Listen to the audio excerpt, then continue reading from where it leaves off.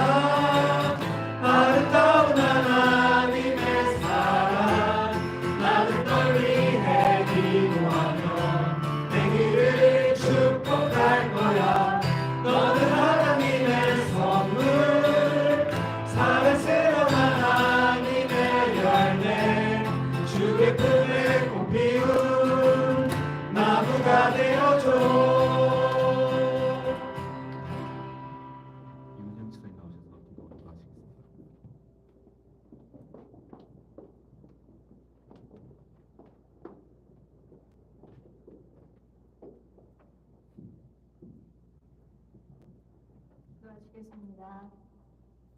전능하신 하나님, 하늘의 별들을 헤아리시며 길가에 있는 모든 코스모스도 하나도 빠짐없이 돌보시는 하나님, 산불로, 폭설로, 전쟁으로, 또한 예상치 못한 비행기 사고들로 많은 생명들이 잃어가고 있습니다. 이들의 영혼들을 지켜주시옵시고 남아있는 가족과 친구들의 마음에 주님의 위로와 평안이 함께하시길 기도합니다. 우리 자신보다도 우리를 잘 아시고 섬세하게 돌보시고 인도하심을 고백합니다. 저희가 바쁜 세상을 살아가지만 또한 어지러운 세상을 겪고 있지만 저희 마음이 하나님을 향하기를 바랍니다. 주님을 우리의 삶의 주인이 되시며 주심을 고백하며 우리가 주어진 달란트를 가지고 자신의 자리에서 최선을 다하기를 원합니다. 또한 세상을 살아가는 동안 항상 조금 더 옳고 의로운 결정을 내리고 생활할 수 있기를 원합니다. 모든 결정을 내릴 때 하나님의 마음으로 한 번씩 답을 찾아보기를 원합니다. 또한 도움이 필요한 이웃을 살펴보게 하시옵소서. 이 세상을 사는 동안 우리들이 한 사람이라도 의미가 되어주는 사람이 될 수 있기를 빕니다. 미국과 한국 정치적으로 불안한 상황에 있습니다. 어려운 상황에서도 주님의 올바른 지도자들이 더 세워져서 주님의 마음으로 나라를, 사람들을, 세상을 이끌 수 있기를 기도합니다. 하나님, 성경을 구하는 것조차도 같이 모여 예배를 보는 것조차도 어려운 상황에 처해 있는 우리의 성도님들을 기억하시옵소서. 주님, 이들의 마음의 간절함을 아시오니 주님의 말씀을 사모하는 교인들과 교회들을 보호해 주시옵소서. 먼 곳에서 선교하고 계시는 심플 선교사님, 임다윈 문샤로 선교사님, 안식년을 맡고 계시는 박수근 박생명 선교사님, 우리의 지체인 은혜와 영광교회, 그리고 우리를 돕고 계시는 워싱턴 교회, 그분들이 만나는 분들과 예배하는 모임 중에 항상 주님의 은혜와 영광이 함께 하시길 기도합니다. 또한 우리 교회와 버지니아 안팎에서 모여 말씀을 사모하고 기도를 드리는 모든 모임에 함께하여 주시옵소서. 같이 말씀을 나누는 형제 성경 공부 모임과 리브가 모임을 기억하소서. 이 모임 시간들 속에 형제 자매들에게 주님의 말씀이 생명이 있고 생명력이 있고 회복되고 새로운 삶이 시작되는 모임들이 되기를 바랍니다. 또한 주님, 버지니아 청년연합 수련회를 지난 3일 동안 인도해 주심을 감사드립니다. 그 안에서 주님을 통한 치유와 은혜가 가득 넘친 시간들이었음을 믿습니다. 또한 그리스도의 사고라는 주제로 만남 모임 속에 많은 깨달음의 시간으로 주께 나와 헌신하는 주님의 청년들이 많이 세워지기를 기도합니다. 돌아오는 시간 안전 지켜주시옵소서. 주님의 말씀을 항상 묵상하고 준비하는 임동진 목사님께 말씀에 힘 주시옵시고 성도들을 위해 마음 쓰시고 음식 주시는 전미영 사모님께도 주님의 사랑과 축복이 항상 함께 하시기를 기도합니다. 또한 알게 모르게 뒤에서 봉사하는 형제 자매님들 항상 기억하시사 하늘나라에서 축복이 그분들에게 넘쳐나기를 기도합니다. 이제 주님의 말씀을 전해주실 임동진 목사님께 힘 주시고 주님의 말씀을 듣고 읽을 때 성령님이 함께 하셔서 깨달음이 있게 하시고 그 뜻을 따라 살아가기를 다짐하고 나아가는 시간이 되기를 바라나이다. 이 모든 말씀 주 예수 그리스도 이름으로 기도드렸사옵나이다. 아멘.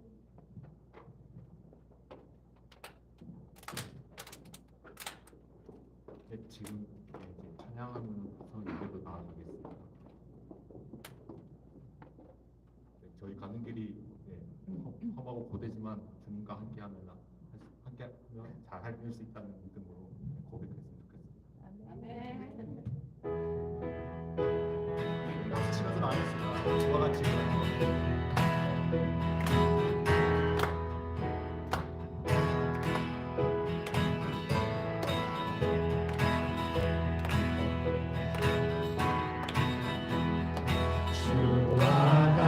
같이 가는 것 즐거운 일 아닌가. 우리 주님 걸어가신 발자취를 밟겠네. 한 걸음 한 걸음 주 예수와 함께 날마다 우리는 걷겠네. 어린아이 같은 우리 미련하고 약하나 주의 손에 이끌리어 생명길로 가겠네. 한 걸음 한 걸음 주 예수와 함께 날마다 우리는 걷겠네. 꽃이 피는 들판이나 험한 골짜기라도 주가 인도하는 대로 주가 같이 가겠네. 한 걸음 한 걸음 주 예수와 함께 날마다 우리는 걷겠네. 한 걸음 한 걸음 주 예수와 함께 날마다 우리는 걷겠네. 우리는 걷겠네.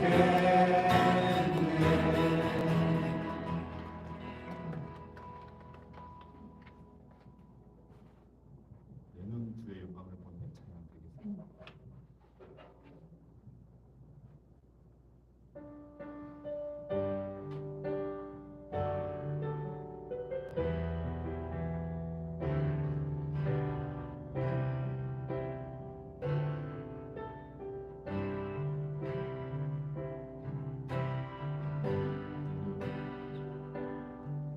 내는 주의 영광을 보네. 우리 가운데 계신 주님, 그 빛난 영광 온 하늘 덮고 그 찬송 온 땅 가득해. 내 눈 주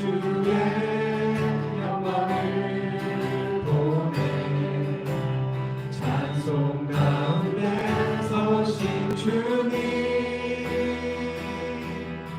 주님의 얼굴을 온 세상 향하네 권능의 발을 드셨네 주의 영광 이곳에 가득해 우리 손은 주님과 함께 찬양하며 우리는 전진하리 모든 열방 죽을 때까지 다시 한번 찬양하겠습니다. 주님 주의 영광을 보내 우리 가운데 계신 주님 그 빛난 영광 온 하늘 덮고 그 찬송 온 땅 가득해 내는 주의 영광을 보내 찬송 가운데 서신 주님 주님의 얼굴을 온 세상 향하네 권능의 발을 드셨네 주의 영광 이곳에 가득해 우리 손에 주님과 함께 찬양하며 우리는 전진하리 모든 열방 죽을 때까지 주의 영광 주의 영광 이곳에 가득해 우리 손에 주님과 함께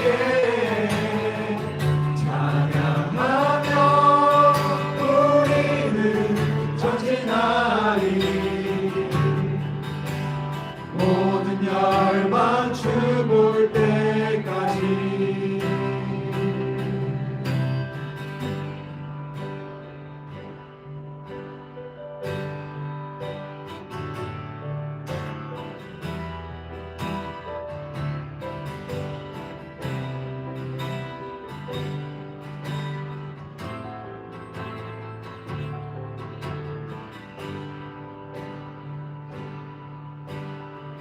오직 사랑 내가 노래해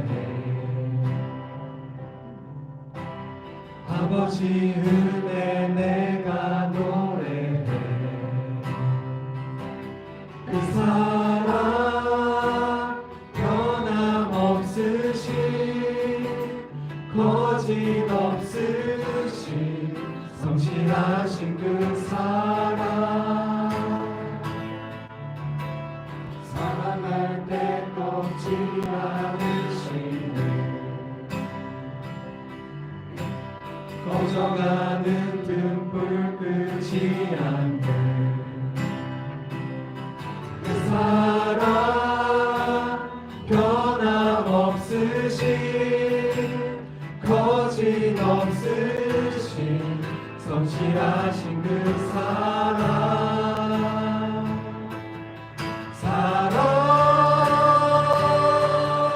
그 사랑 날 위해 죽으신 날 위해 다시 사신 예수 그리스도 다시 오실 그 사랑 죽음도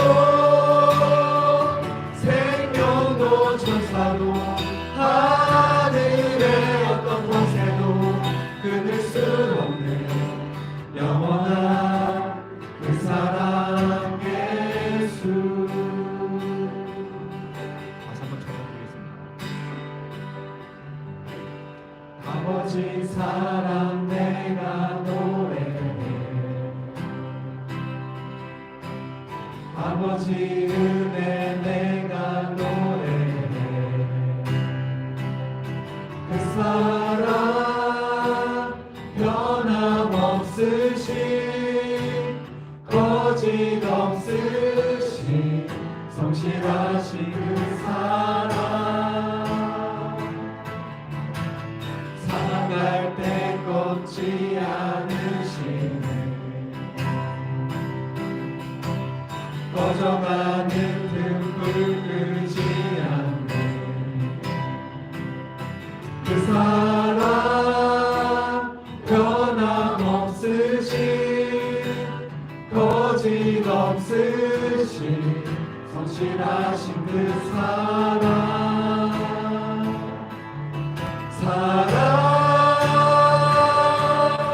그 사랑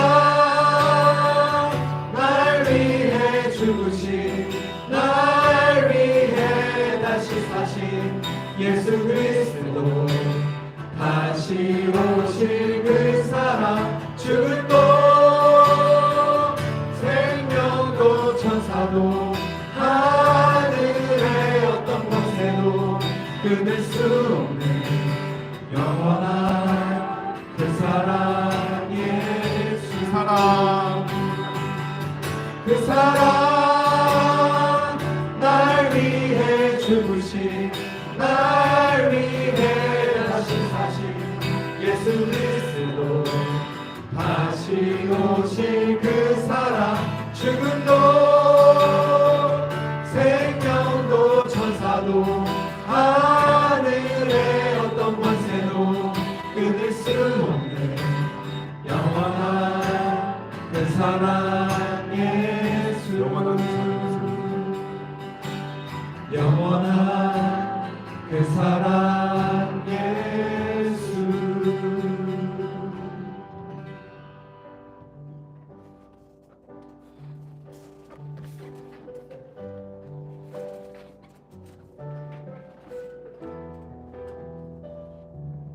시간 같이 한번 기도하시면 좋겠습니다. 오늘 조금 전까지 버지니아 청년연합 수련회 마치고 이제 아마 마무리하고 출발을 했을 겁니다.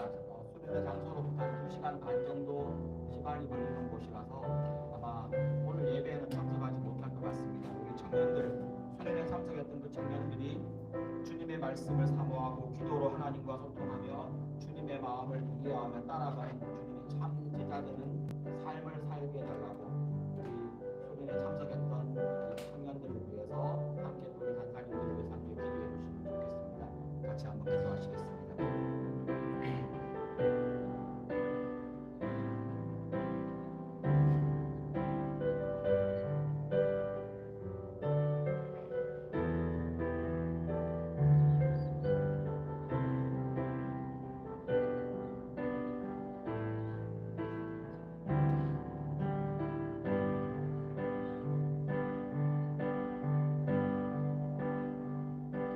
계속해서 기도하시겠습니다. 여러분이 계시는 직장, 학교, 가정에서 상처받지 않고 또 어려운 일이 있을 때 지혜롭게 그 문제를 잘 해결할 수 있도록 주님이 도와달라고 이 시간 함께 여러분을 위해서 여러분의 동료들과 여러분의 가족들과 여러분의 형제자매들을 위해서 직장, 학교, 가정에서 상처받지 않게 그리고 잘 지혜롭게 그 문제들을 해결하게 해달라고 함께 기도하시겠습니다.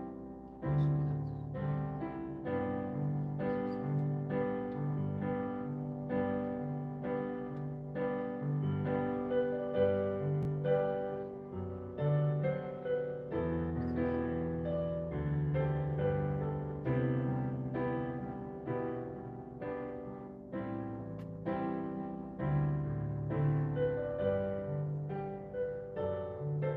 한 가지 더 기도하시겠습니다. 저희 교회에서 신앙생활하고 여기서 학창 시절을 보냈던 우리 박소금, 박생명빛 형제자매 가정 단기 선교를 다녀와서 장기로 이제 선교하러 나가기 위해 준비하고 있는 중입니다. 공부하고 또 자격증을 따고 안식하고 사역을 준비합니다. 우리 박소금 형제, 박생명빛 자매 이들이 선교사로서 잘 준비되게 하고 두 자녀들 잘 자라며 이들이 하나님 앞에 온전히 선교로서 하나님 앞에 사명을 다하는 이 가정, 이 선교사 가정 될 수 있게 달라고 기도하시겠습니다.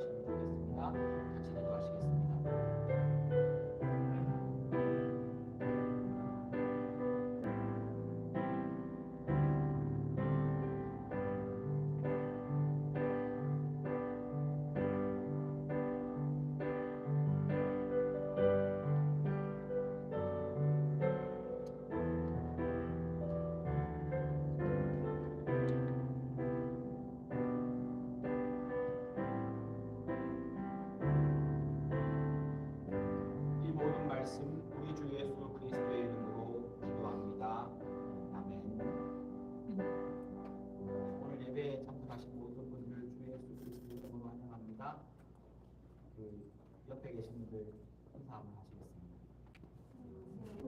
잘 오셨습니다. 만나서 반갑습니다. 오늘따라 예뻐 보이십니다.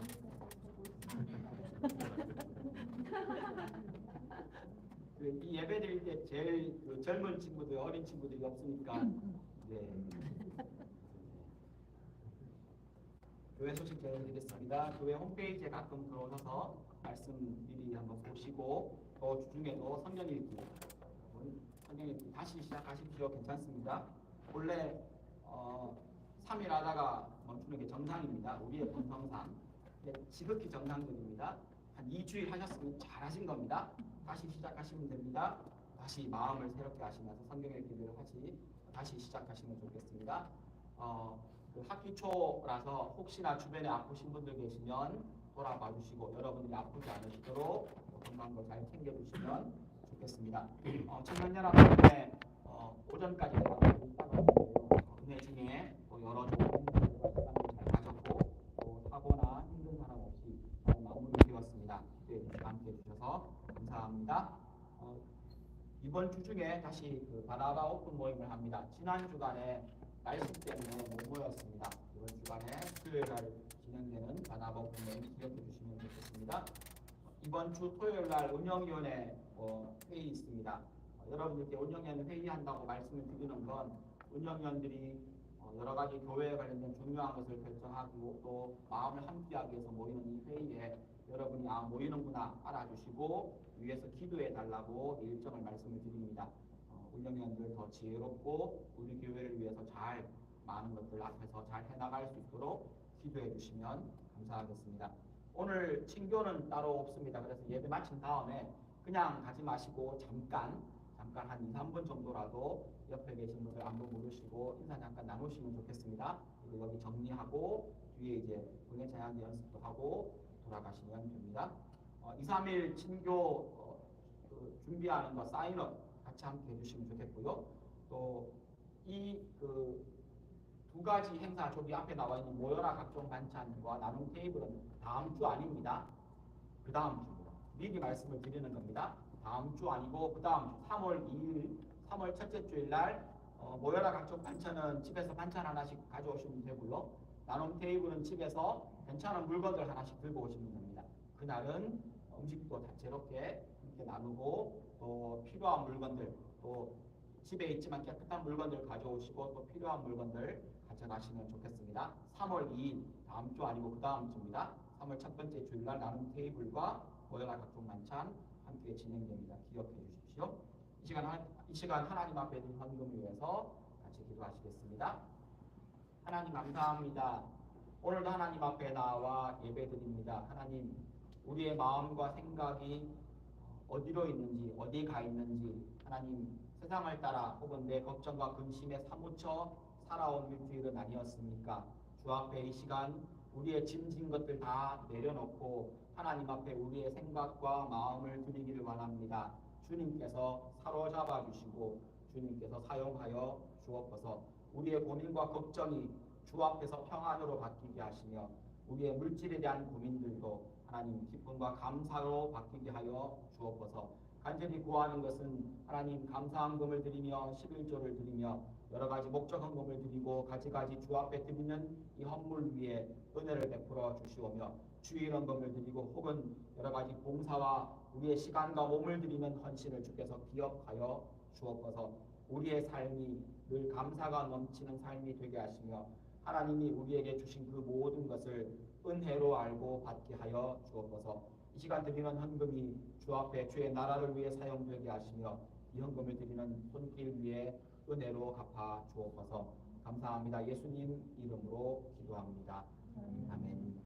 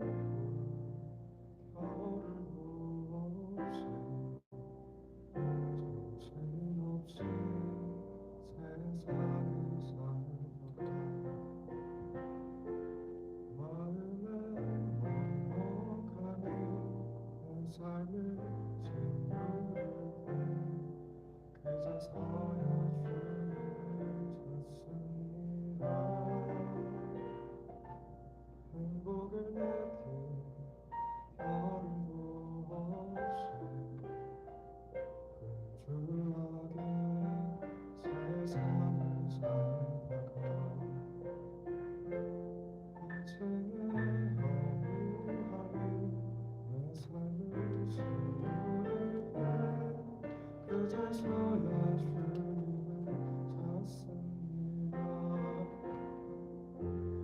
오늘도 여전히 주님은 그 자리에서 우리를 끊임없이 돌보시는데 부족한 내 영혼은 아직도 갈 길을 모릅니다.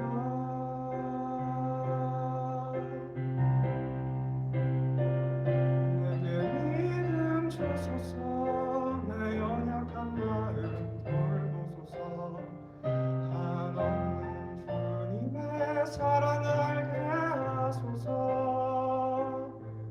영원까지 그의 백성 지키시는 우리 하나님 바라보며 살게 하소서.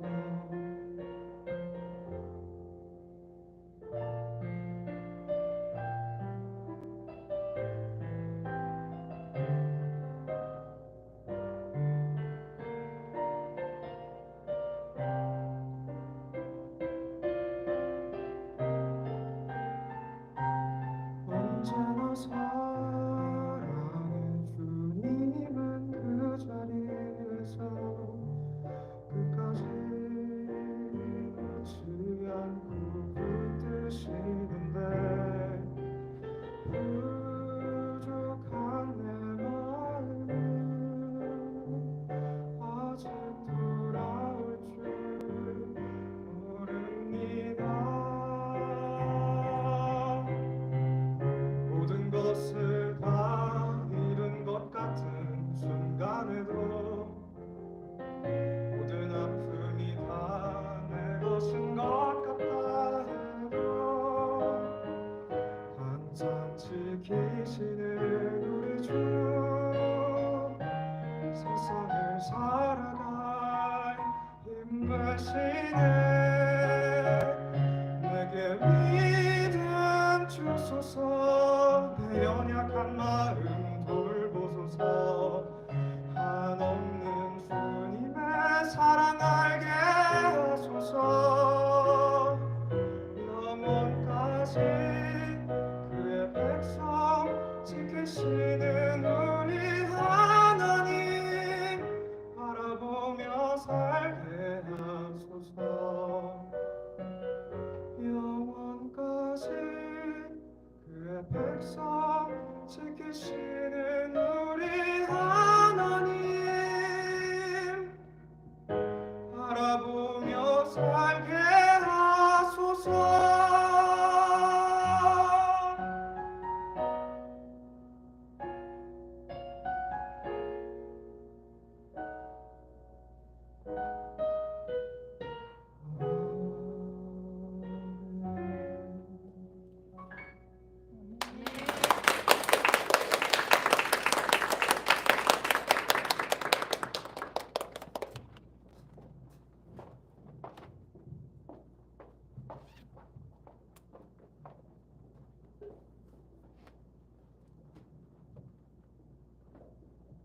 한번 기도하시겠습니다.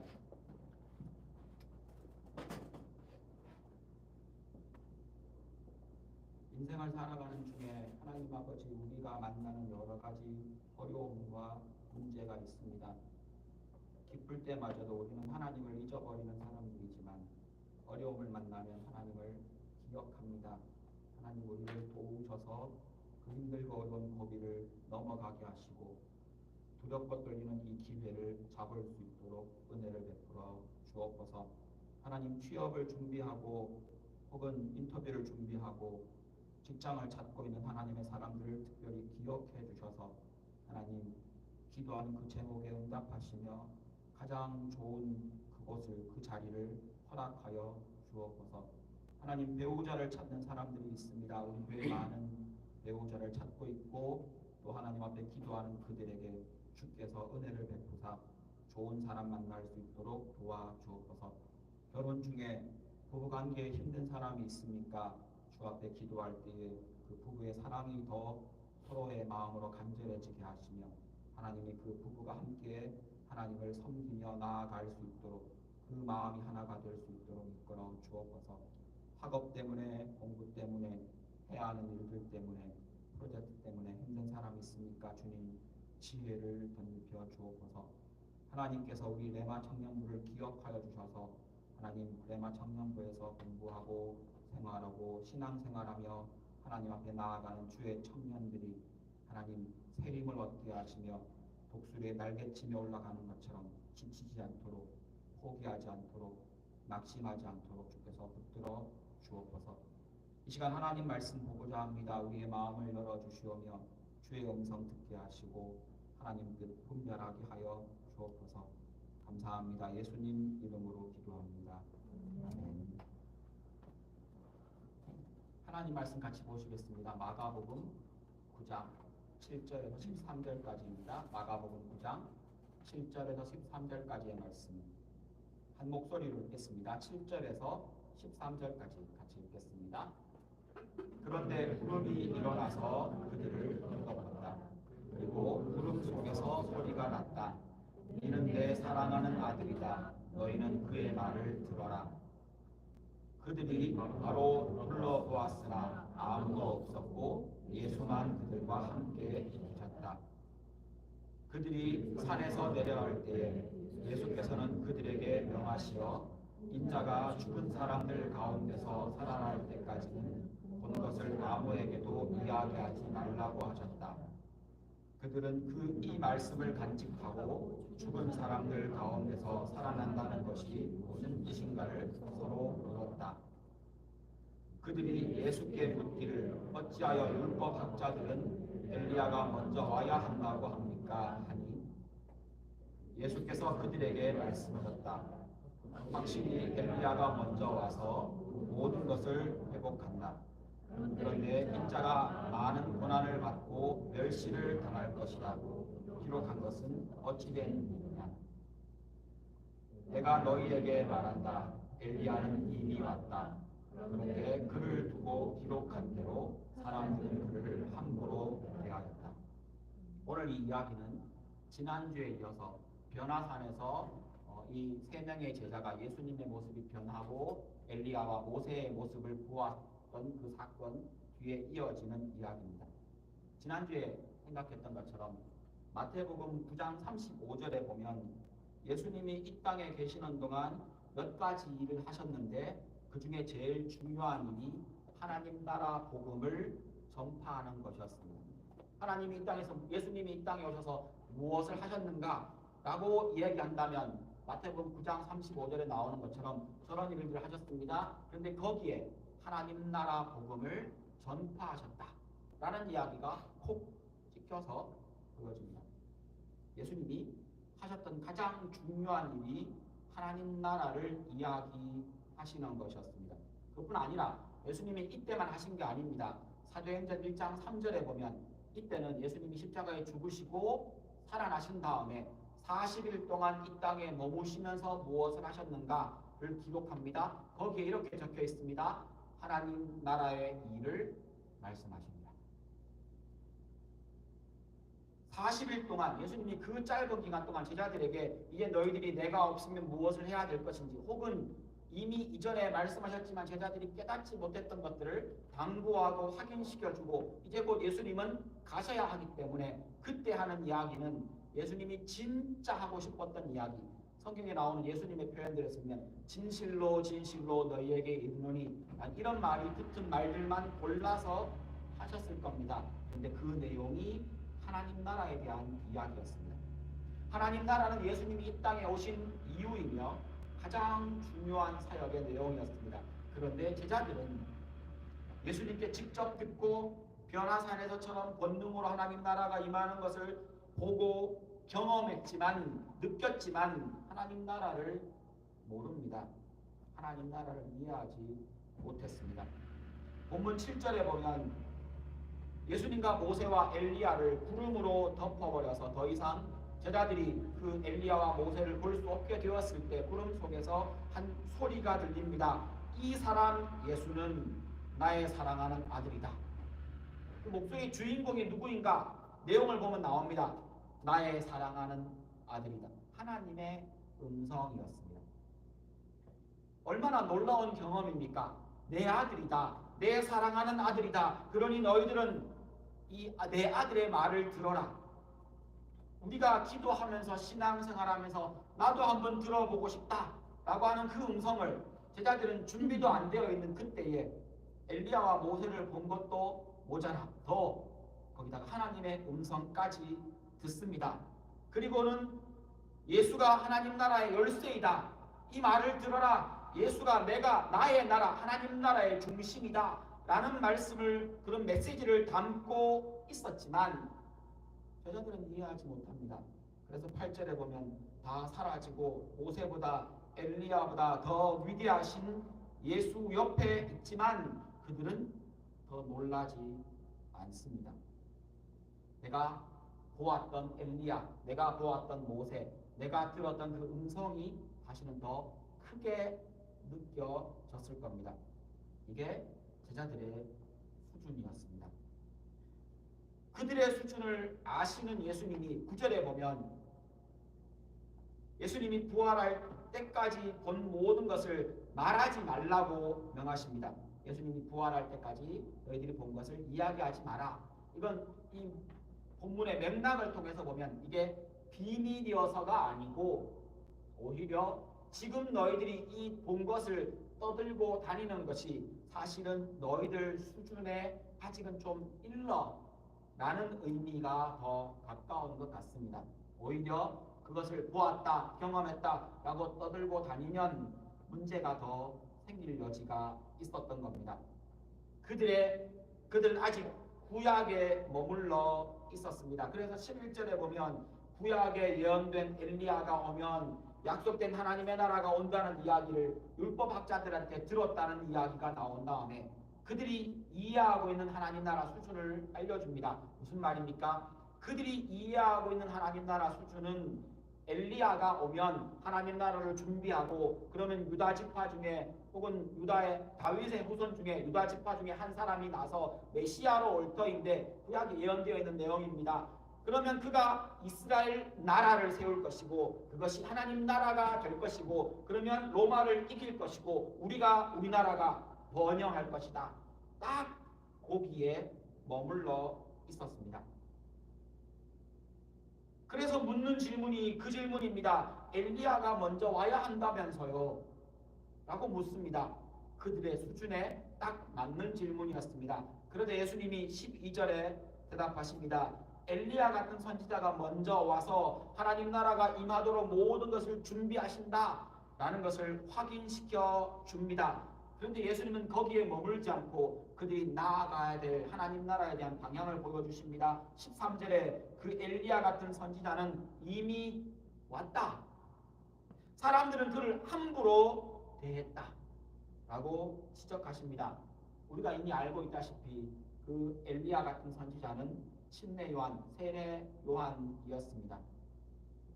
제자들은 비록 예수님이 가지고 오신 하나님 나라를 온전히 이해하지도 못했고 엉뚱한 이야기만 합니다. 엘리야 같은 선지자가 온다는 것도 단편적으로 알고 있었고 하나님 나라가 권능으로 임하는 것을 보고 경험했는데도 심지어 하나님 음성을 들었는데도 그들은 하나님 나라를 잘 모릅니다.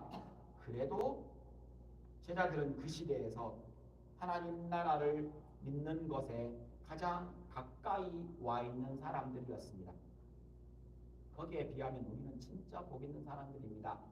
그런 오해하는 과정 안 거치고 성경에 콕콕 찍어서 하나님 나라가 이런 곳이야 라고 다 말씀해 주신 것을 아예 그냥 말씀으로 기록해서 우리에게 주어졌기 때문에 적어도 하나님 나라를 이해하는데 그들보다 우리는 더 가깝습니다.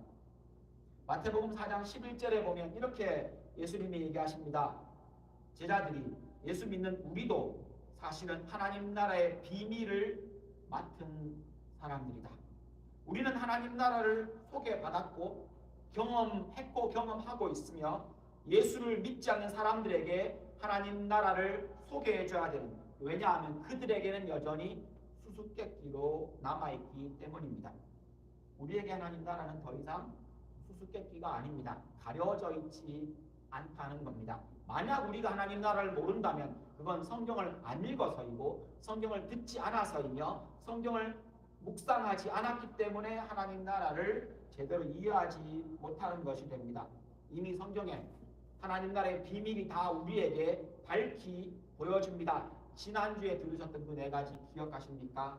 성경에 나오는 하나님 나라는 첫 번째로 예수님이 가지고 오셨습니다. 두 번째로 이 땅에 이미 임했습니다. 우리가 하나님 나라에 가는 것이 아니라 하나님 나라가 우리에게 왔습니다. 우리는 들어가기만 하면 됩니다. 지금도 하나님 나라는 점점 넓어져 가고 있습니다. 그리고 마지막 때가 되면 완성이 됩니다. 이제 여기에다가 한 가지를 더 할 수 있습니다. 같이 읽겠습니다. 5번째입니다. 같이 읽습니다. 시작. 십자가와 부활로 실현된다. 십자가와 부활로 하나님 나라는 현실이 되고 이 땅에서 우리 눈앞에 손에 잡히는 것으로 우리에게 주어진다는 겁니다. 십자가라는 그 말 자체의 의미가 우리는 뭔지 잘 압니다. 십자가는 고통이고 십자가는 고난이고 십자가는 핍박이며 십자가는 죽음을 의미합니다. 하나님 나라를 실현하기 위해 십자가 방법, 고난과 핍박과 죽음, 그 방법뿐입니까? 네, 그 방법뿐입니다. 그 십자가의 고난과 죽음을 지나야만, 십자가의 고난과 죽음을 지나야만 부활을 통해 하나님 나라가 세워집니다. 이 방법뿐이기 때문에 예수님이 그 방법으로 이 땅에 하나님 나라를 실현시키신 겁니다. 그리고는 십자가를 향해서 하나님이 나아가십니다. 이 십자가라는 말 속에는 부활도 항상 같이 붙어있는 말입니다. 십자가와 부활을 향해 예수님이 나아가십니다. 베드로가 주는 그리스도시요, 그리스도라는 말이 메시아라는 말이니까요. 주는 메시아이십니다. 주는 그리스도이십니다. 그리고 하나님의 아들이십니다. 라고 고백했을 때 마가복음 8장 31절입니다. 예수님이 그때부터 처음으로 십자가 죽음과 부활에 대해서 이야기하기 시작하십니다. 그전에는 그 얘기를 안 하셨습니다. 왜요? 예수님이 누구이신지를 신앙 고백할 수 있는 딱 적어도 미니멈입니다. 딱 그 수준은 되어야만 하나님 나라를 이해하고 받아들일 수 있기 때문입니다. 우리도 그렇습니다. 예수에 대한 신앙 고백이 되어야만 하나님 나라에 대한 이야기가 더 이상 비밀이 아니라 알 수 있는 영역으로 들어옵니다. 이제 십자가 죽음 이야기를 해도 될 타이밍이 된 겁니다. 그래서 예수님이 그때부터 십자가 얘기를 합니다. 죽는 얘기를 합니다. 고난받는 이야기를 합니다. 그리고는 죽음 가운데서 죽은 자들 가운데서 3일 만에 살아날 거라는 이야기를 그 고백 다음에 합니다. 그런데 그 고백을 했던 그 베드로가 예수님이 죽는다는 얘기를 하니까 이어지는 33절에 예수님 그러지 마십시오 라고 말합니다. 성경의 표현에 보면 예수님 그러지 마십시오라는 말을 하래 항의했다라는 말로 표현합니다. 그러자 33절에 십자가의 죽음과 부활이 하나님 나라의 방법, 유일한 방법이라고 말합니다. 그래서 베드로를 향해서 예수님이 사탄아 라고 부르십니다. 십자가 방법 이외에는 하나님 나라에 다른 게 없습니다. 사탄아 내 뒤로 물러가라 라고 꾸짖으신 그 일 뒤에 6일 뒤에 성경이 그렇게 기록합니다. 6일 뒤에 변화산에서 예수님이 모습이 변하시고 엘리야와 모세를 보았던 겁니다. 그리고는 오늘 본문 말씀 9절입니다. 예수님은 제자들의 수준을 생각하셔서 이 인자가 죽은 사람들 가운데서 살아날 때까지 부활할 때까지 본 것을 말하지 말라고 말씀하십니다. 그러면서 다시 십자가 죽음과 부활을 언급하신 겁니다. 내가 죽었다가 살아날 때까지. 10절에 보면 하지만 제자들은 죽은 사람들 가운데서 살아난다는 그 말의 의미를 아직 모릅니다. 오히려 그들은 엘리야에 대해서 질문을 합니다. 그러자 예수님은 12절에 엘리야는 모든 것을 다 했다라고 하시면서 다시 인자가 많은 고난을 받고 멸시를 당한 것에 대해서 말씀하십니다. 제자들은 수준이 안 돼서 엉뚱한 얘기를 계속합니다. 제자들은 못 따라옵니다. 그런데 예수님은 계속 그 얘기를 하기 시작하십니다. 주는 그리스도시요 살아계신 하나님의 아들입니다라는 말을 들으시는 그 순간부터 예수님은 계속 틈만 나면 십자가 얘기하시고 틈만 나면 부활 얘기하시고 틈만 나면 내가 죽어야 한다는 이야기를 하시면서 몸도 십자가를 지고 달려가십니다.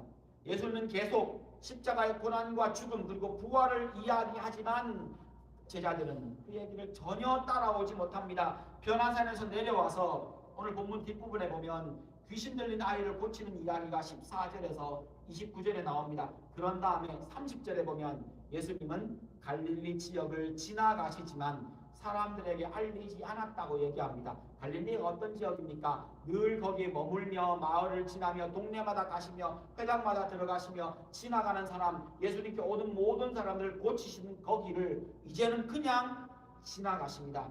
그 이유를 31절에 표현합니다. 십자가와 부활에 대해서 말씀하셨기 때문이라고 얘기합니다. 무슨 말입니까?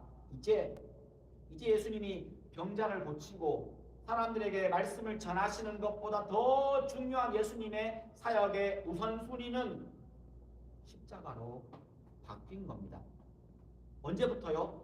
주는 그리스도시요 살아계신 하나님의 아들이십니다 라는 고백을 들으시는 순간부터 말입니다.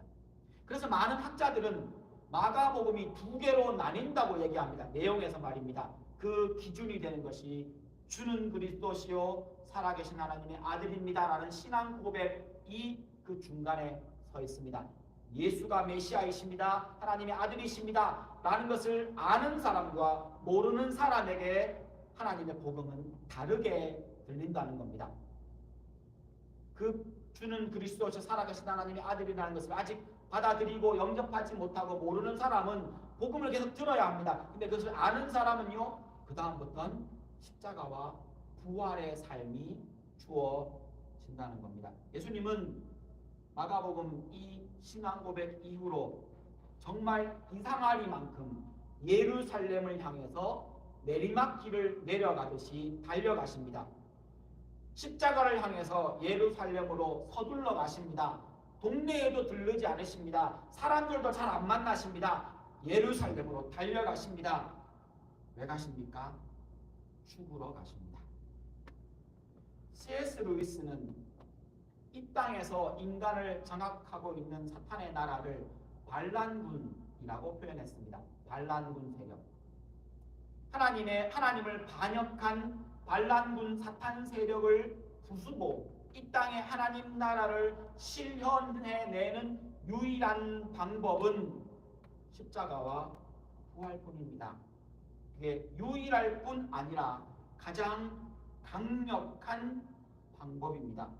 성경에 나와 있는 십자가, 예수님의 십자가 죽음과 부활이 어떤 역할을 했는가, 여러분 이미 이 이야기는 여러분 정도 되시면 다 듣고 아실 겁니다. 한번 정리해보면 이런 말입니다. 예수님의 십자가 죽음과 부활로 하나님 나라가 이 땅에 권능으로 임하기 시작하였고 지금도 확장되고 있습니다. 예수님의 십자가 죽음과 부활로 하나님 나라가 더 이상 권력과 힘이라는 세상의 통치 방법이 아니라 사랑과 희생의 방법으로 이 땅에 세워진 겁니다. 예수님의 십자가 죽음과 부활로 하나님 나라가 더 이상 인간의 노력이나 율법이 아니라 예수 믿는 사람이 구원받는 오직 은혜로 주어지는 나라가 된 겁니다. 믿음으로 들어갈 수 있게 되는 근거가 십자가와 부활입니다. 예수님의 십자가와 부활로 인해서 하나님 나라는 성령을 통해 주의 제자들의 공동체인 교회를 만들어내게 됩니다. 예수님의 십자가와 부활이 있었기 때문에 하나님 나라가 죄와 사망의 권세를 이기고 우리에게 죄로부터 자유를 주게 된 겁니다. 예수님의 십자가와 부활이 있었기 때문에 눈물도 고통도 악도 죄도 없는 새하늘과 새 땅을 완성시킬 수 있는 근거와 힘이 거기서부터 나옵니다. 십자가 없으면, 부활 없으면 하나님 나라는 이 땅에 세워질 수도 없었고 혹 잠깐 있었다 할지라도 사라져 버렸을 겁니다. 그 십자가와 부활이 있었기에 하나님 나라가 이 땅에 지금도 있는 겁니다. 예수님이 하나님 나라를 세우고 확장하고 완성하는 길이 오직 십자가와 부활의 길이듯이 예수님이 그렇게 하셨다는 것을 잘 압니다. 이것을 받아들이는 것이 신앙이고 믿음 아닙니까? 그러면요 우리는요 예수님이 그 길을 가셨듯이 예수를 따라가는 우리에게도 사실은 오직 그 길뿐입니다. 하나님 나라 백성은 예수 십자가의 길을 따라가고 그래서 부활에 동참합니다. 이 방법 이외에는 없습니다. 여러분, 이 방법 이외에는 없습니다. 그리스도인이 이 땅을 살아가는 방법 십자가 이외에는 없습니다. 십자가를 통한 부활의 길 이외에는 우리에게 딴 길 없습니다. 여러분, 신앙생활은 이게 전부입니다. 마태복음 8장에서 처음 십자가와 부활을 이야기했을 때 제자들이 반발합니다. 그때 예수님은 8장 34절에 한 걸음 더 나아가서 지금 요 맥락이 내가 십자가를 질 거야, 죽을 거야, 고난받을 거야, 그리고 살아날 거야 이 얘기를 했더니만 제자들이 반발했을 때 예수님이 하시는 말씀입니다. 34절 내용을 보십시오. 나를 따라오는 사람도 자기 십자가를 져야만 한다. 십자가는 예수님의 방법이기도 하지만 우리의 방법이기도 합니다. 예수님이 십자가를 지시고 우리 죄를 다 용서하시고 하나님께 나아가는 길을 열어주셨고 부활을 통해 우리에게 새 생명을 주셨으므로 나는 더 이상 할 것이 없다. 다 되었다. 이제 예수님만 믿으면 다 된 거야 라고 하는 말을 들으셨다면 사실은 그것은 반쪽짜리 복음입니다. 뭐가 빠진 겁니까? 내 십자가가 빠진 겁니다. 예수 믿고 구원 얻으십시오. 예수 천당 불신지요 라는 말이 맞는 말임에도 불구하고 이 말을 그냥 오해하면 이 말이 함축하는 의미를 모르면 그렇지 예수만 믿으면 된 거야. 다 된 거야. 그리고는요 내 마음대로 살아가는 삶을 살아가더라는 겁니다. 그게 반쪽짜리 복음입니다. 복음의 반쪽은 어디 있습니까? 내 십자가를 지고 예수를 따라가는 것까지가 온전한 복음입니다. 내가 하던 이 악한 짓을 예수 믿는다고 말하면서 내가 이전에 계속하던 그 일을 예수 믿고 난 다음에도 계속합니다. 세상을 버리지 않습니다. 하나님을 믿고 세상을 등지겠다라고 믿었지만 세상을 안 등지고 여전히 한 손으로 세상을 잡고 있습니다. 자기 욕심을 따라가는 삶을 계속 살아가고자 하는 사람이 있다면 그 사람은 예수 믿는 게 아닙니다. 예수 따라가는 것이 아닙니다. 예수 믿는다는 것은 세상을 향하여 세상을 위하여 세상과 더불어 살아가던 우리의 삶의 방향을 완전히 바꾸어 세상을 등집니다. 이전에는 세상을 위해 살았습니다. 세상을 향하여 살았습니다. 세상과 더불어 살았습니다. 예수 믿는다는 것은 그곳으로부터 삶의 방향을 바꾸어 세상을 이제 등집니다. 이것을 성경은 회개라고 부릅니다. 회개하고 예수를 믿으라고 말한 그 회개라는 말의 정확한 의미가 이 말입니다. 회개는 죄를 나열하는 게 아닙니다. 회개는 돌아서는 것이 회개입니다. 돌아서고 그 다음에는요 하나님을 향하여 돌아섰으니 하나님을 향하여 섰습니다. 하나님을 향하여 살아갑니다. 하나님의 언약 안에 머물니다. 그러면서 예수 믿는다고 입술과 몸으로 고백합니다. 이것도 포함이 될 겁니다. 그리고 예수 그리스도를 나의 구원자와 주인으로 영접합니다. 여기에는 예수를 따라가는 삶이 포함되어 있습니다. 이게 따로 떨어진 이야기. 신앙이 좀 성숙하면 십자가를 지고 따라가고 신앙이 좀 어리니까 그냥 입술로만 고백하고 가만히 앉아있기. 세상에 이런 신앙은 없습니다. 성경은 이런 신앙을 말한 적이 없습니다. 성경은 예수 믿는 그 순간부터 예수가 나의 구원자이고 나의 주인이라고 고백하는 그 의미 자체가 내 인생의 결정은 주님이 하십니다. 주인이시니까요. 내 인생의 방향 주님이 결정하십니다. 이게 신앙 고백의 의미입니다.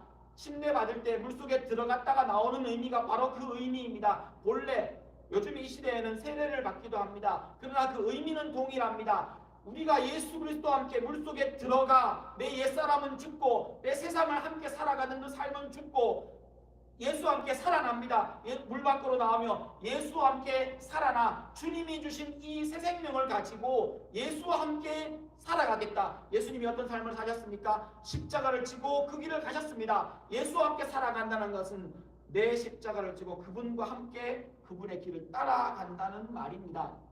이건 떨어져 있는 말이 아니라 하나입니다. 이것이 복음의 내용입니다. 자기 십자가를 지지 않으면서 예수 믿는 방법은 여러분 없습니다. 혹시나 십자가 지지 않고 예수 믿을 수 있다라고 얘기하는 사람이 있으면 다 사기꾼입니다. 그런 복음은 없습니다. 거짓말입니다. 성경은 그렇게 말하고 있지 않습니다. 자기 십자가를 지지 않으면서 십자가와 부활로 하나님 나라를 이루신 예수를 따라갈 방법은 없습니다. 자기 십자가를 지지 않으면서 예수 부활에 동참할 수 있는 방법도 없습니다. 자기를 부인하고 자기 십자가를 지지 않으면 하나님 나라에 들어갈 수도 없고 하나님 나라를 살아갈 수도 없습니다. 자기 십자가를 지는 것은 고통 중에 가만히 있는 것이 아닙니다. 여기서 이제 우리의 두려움과 우리의 오해가 드러납니다. 내 십자가를 지고 따라가려니 이게 부담이 얼마나 부담됩니까? 우리의 살아왔던 삶과 우리의 본성과 다른 것을 요구합니다. 그래서 자기 십자가를 지고 가라고 그러니까 십자가에 못 박혀 죽으신 예수님의 모습을 생각하며 내가 어떻게 그 고통을 이겨낼 수 있을까? 이 고민을 합니다. 당연하지요. 저도 그것이 두려움 중에 하나였습니다. 그런데 자기 십자가를 진다는 이 말의 의미는 여러분 현실적으로 얘기해 보겠습니다. 실제적으로 얘기해 보겠습니다. 내가 내 십자가를 지고 주를 따라간다는 말의 의미는 내 믿음이 내 몸을 움직여 그리스도인으로 믿음으로 살아간다는 말입니다. 이러니까 막 갑자기 쉬워지십니까? 그렇지, 내가 알던 그거네. 맞습니다. 여러분이 알고 있는 그거 맞습니다. 그런데 그 삶이 십자가를 지는 것이라고 표현한 이유는 그 나의 믿음이 내 몸을 움직이는 과정에서 내 욕심과 부딪힐 것이고 내 이기심과 부딪힐 것이고 내 이득을 넘어서야 하며 내가 손해보고 내가 땀 흘려야 하고 내가 다른 사람한테 욕먹을 수도 있다는 것, 그리고 그 길을 무릅쓰고 가야 한다는 것을 의미한다는 말입니다. 십자가를 지는 것은 몸을 움직이는 겁니다. 이게 단순한 말이 아니라 많은 사람이 예수 믿는 것을 생각으로 마음으로 딱 거기까지만 하려고 합니다. 그리고 이론으로만 성경 공부 많이 하면 신앙생활 잘하는 것인 줄 압니다. 성경 공부해야 합니다. 왜 해야 합니까? 그 성경 공부하고 한 말씀을 묵상하고 알게 된 내용이 내 몸을 움직일 수 있어야 하기 때문입니다. 제가 자꾸 몸을 움직일 수 있다고 이 표현을 여러분 기억하십시오. 믿음은 내 몸을 움직일 수 있어야 합니다. 성경 말씀에 진짜 좋은 믿음을 표현하는 이런 표현이 있습니다. 너의 믿음이 아주 작은 믿음이라도 그 믿음이라면 저기 저 산을 저 바다에 빠질 수 있을 거다. 겨자씨만한 믿음만 있어도 이 모든 기적들이 일어날 거다라고 말합니다. 근데 실제로 예수님이 그 말씀으로 믿음을 강조하셨던 그 맥락에 또 마태복음에 나오는 그 이야기들을 보면 그 믿음이 가장 열매 맺고 가장 힘든 경지가 어디냐면 그 믿음이 내 몸을 움직이는 경지입니다. 왜요? 안 움직여요. 이 믿음이 내 몸을 움직이지 못합니다. 믿음이 내 행동에 변화를 가져오지 못합니다. 믿는다고 말하면서 예전과 똑같은 행동을 합니다. 믿음이 나의 행동을, 내 몸을 움직일 수 없다면 그 믿음은 믿음이 아닌 겁니다. 가장 큰 믿음이 무엇입니까? 산을 움직이고 기적을 만들어낸 믿음이 아니라 세상을 향해 살아가던 내가, 세상을 추구하던 내가 등 돌려 하나님 앞에서 나를 움직일 수 있는 믿음, 그 믿음이 우리를 구원합니다. 그 믿음이 가장 큰 믿음입니다. 그래서 고린도전서 4장 20절에 하나님의 나라는 말에 있지 않고 능력에 있다고 말하는 겁니다. 그 능력이 무슨 능력입니까? 이 능력이 지난 시간에 봤던 그 권능으로 하나님 나라가 임한다라고 하는 그 권능과 똑같은 단어입니다. 디나미스. 그 권능, 하나님 나라가 권능으로 임하는데 하나님 나라는 그 권능, 능력에 있습니다. 하나님의 권능을 가리키는 단어이기도 하지만 그 권능은 우리의 삶을 변화시키는 하나님의 능력이라는 단어의 의미도 가집니다. 삶의 변화는 몸의 움직임이 바뀌는 겁니다. 예수 믿으면, 하나님 나라 백성 되면 몸의 움직임이 바뀐다는 겁니다. 예수 믿기 전에 이렇게 움직였던 몸이 예수 믿으면 그렇게 움직이지 않고 이 방향으로 움직이는 것, 그것이 믿음이며 그것이 우리들이 십자가를 짊어지고 살아가는 겁니다. 이런 일이 생기면 어떤 변화가, 어떤 일이 생기겠습니까? 그것이 왜 십자가를 지는 것에 비유가 됩니까? 생각해 보십시오. 그렇게 내게 익숙한 방법으로, 해왔던 방법으로 움직이지 않고 내 몸이 다른 방법으로 움직이려면 얼마나 에너지가 들고 힘이 더 들겠습니까? 시간이 얼마나 더 들겠습니까? 그러려고 내 마음은 스스로 얼마나 달래야 하겠습니까? 땀을 흘리고, 그 믿음 때문에 말입니다. 그 믿음 때문에 손해보고, 그 믿음 때문에 안 해도 되는 거 하고, 그 믿음 때문에 안 해도 되는 기도, 이전에는 한 적이 없는 그 기도 하고, 그 믿음 때문에 내가 편안히 쉴 수 있고 손해 안 봐도 되는 그 상황에 내 몸을 움직여 손해 봐가며 굳이 남 위해서 땀 흘려가며 수고하는 것, 그것이 우리들이 지는 십자가입니다. 그러므로 땀 흘리지 않는 헌신이란 말이 몸을 바친다는 뜻 아닙니까? 땀 흘리지 않는 헌신은 헌신 아닙니다. 손해보지 않는 사랑은 사랑이 아닙니다. 자존심 상하지 않는 죄와 싸우는 방법은 없습니다. 예수님의 몸으로, 생명으로, 땀으로, 고통과 손해로 우리를 위해 십자가를 지셨던 것처럼 예수님이 딱 그 방법을 하신 겁니다. 그러셨던 것처럼 우리도 몸을 움직여 예수를 따라가며 하늘의 미랄이 되는 겁니다. 십자가를 지는 삶을 요한복음은 그 똑같은 맥락에서 미랄 이야기를 합니다. 이 미랄 이야기는 우리가 십자가를 지며 살아가는 삶과 사실은 내용이 똑같습니다. 요한복음 12장 24절 25절입니다. 내가 진정으로 이 진정으로는 예수님이 중요한 얘기를 하실 때마다 강조하는 예수님의 화법입니다. 우리가 아는 단어로 바꾸면 아멘이라는 뜻입니다. 내가 아멘 너희에게 말한다. 미랄 하나가 땅에 떨어져서 죽지 않으면 한 알 그대로 남아있고 죽으면 많은 열매를 맺는다. 자기 목숨을 사랑하는 사람은 그것을 잃을 것이요 이 세상에서 자기 목숨을 미워하는 사람은 영생에 이르도록 보존할 것이다.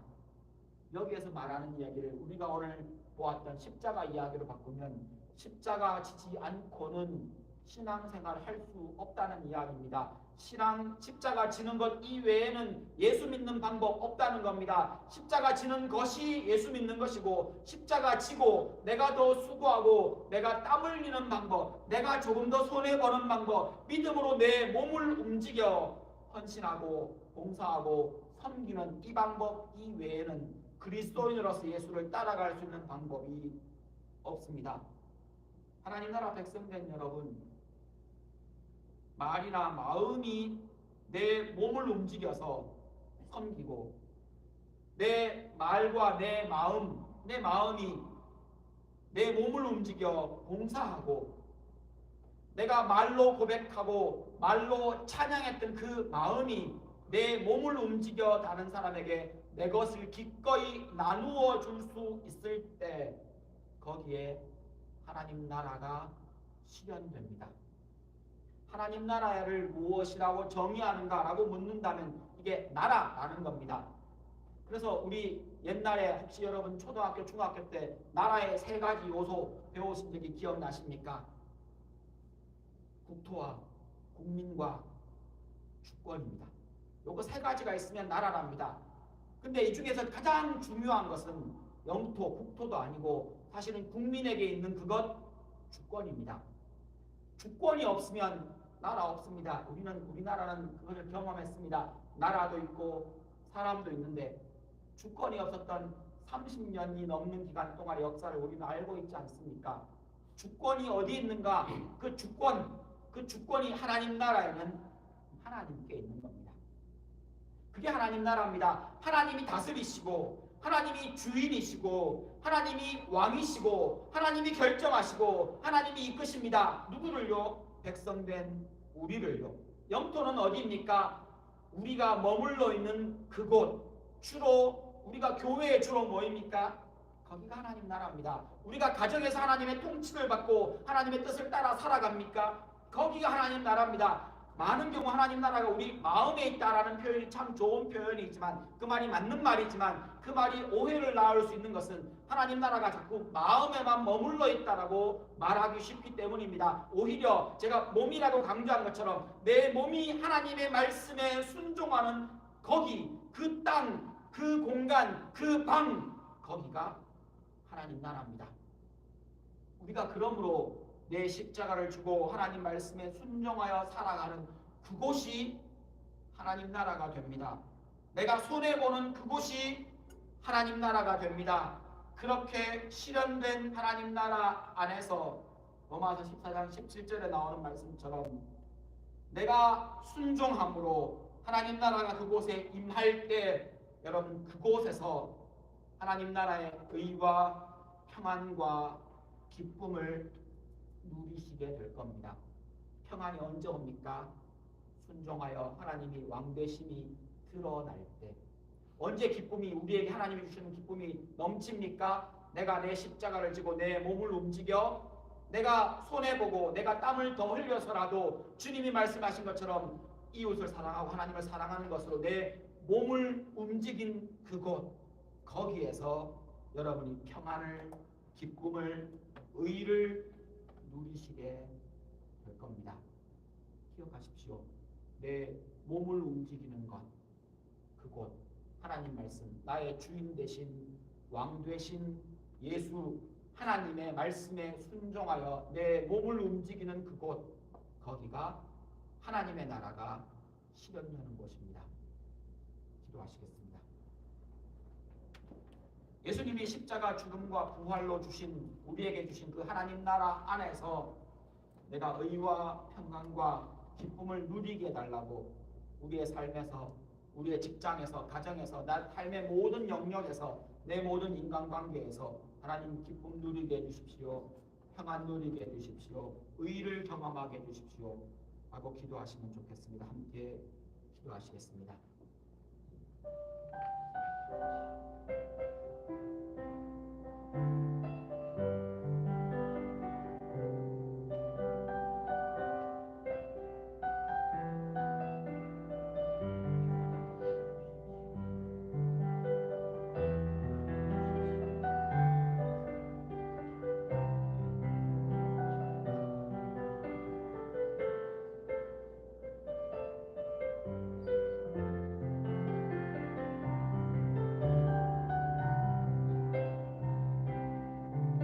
계속해서 기도하십니다. 기도하실 때 내가 나의 십자가를 지고 내 몸을 움직여서 섬기게 하시고 사랑하게 해주십시오. 여러분의 가족에게, 여러분의 형제 자매에게, 여러분 이웃에게, 여러분의 몸을 움직여 예수님 때문에 그를 섬기고 그를 사랑할 수 있게 달라고, 그런 기회를 달라고, 그런 믿음을 달라고 함께 기도하시겠습니다.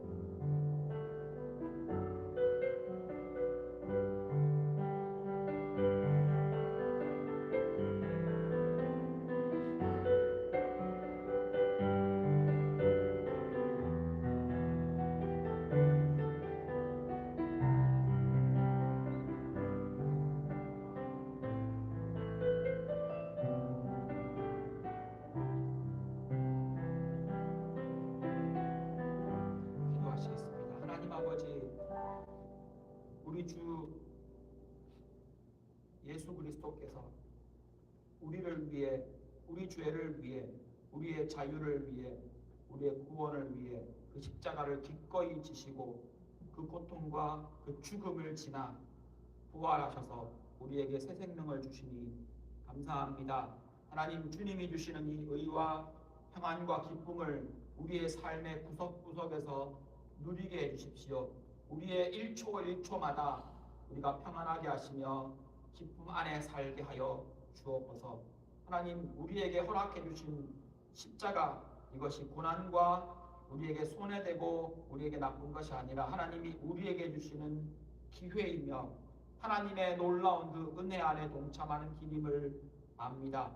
내가 나의 십자가를 지고 내 몸을 움직여 섬기게 하시고 내 십자가를 지고 하나님의 미랄이 되어 하나님 그들을 사랑하게 하여 주옵소서. 우리가 일생을 살아가며 하루하루를 살아가며 눈을 크게 뜨고 돌아보며 내가 도울 사람이 없는지, 내가 섬길 사람이 없는지, 내가 기도해 줄 사람은 없는지, 내가 땀 흘려 그를 위해 무엇을 해줄 수 있을지 그것을 고민하며 그것을 걱정하며 그것을 늘 생각하는 우리들 되게 하여 주옵소서.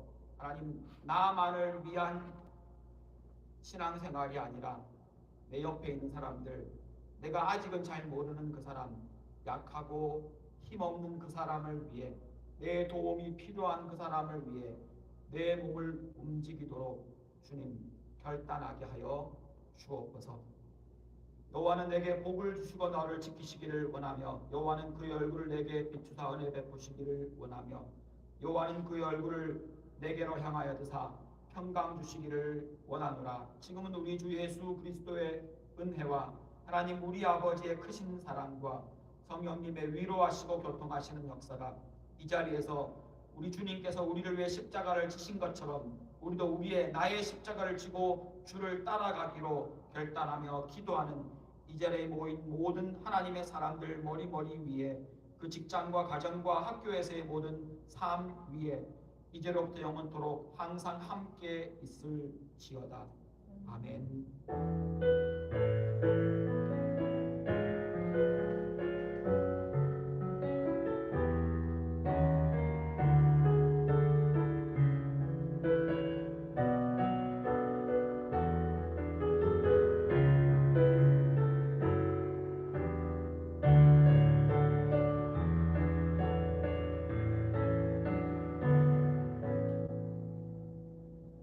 예배를 마쳤습니다. 오늘은 친교 시간이 따로 없습니다.